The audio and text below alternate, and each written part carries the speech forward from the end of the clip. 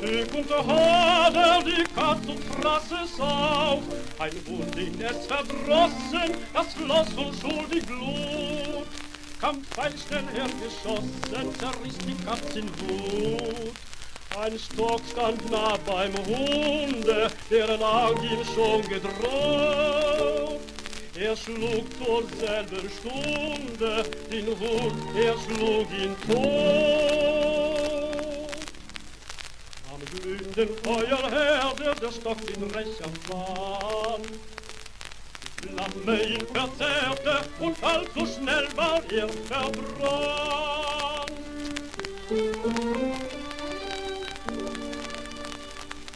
Da sprudelt eine Quelle, das Wasser strömt heraus. Es floss zu Brandesstelle und löscht das Feuer aus. Ein durstiger Ochse eilte zur Wasserquelle schnell. Er trank daraus und weinte, wie's trocken war der Quell.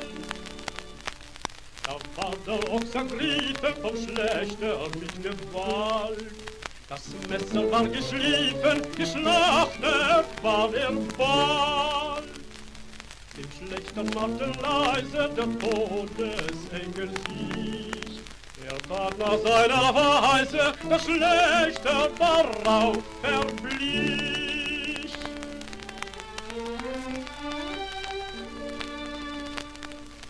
Gott richtet Welt und Wesen, die Guten und die Bösen. Dem Bürger gab er Tod zum Lohn, weil er gewürgt des Menschen Sohn.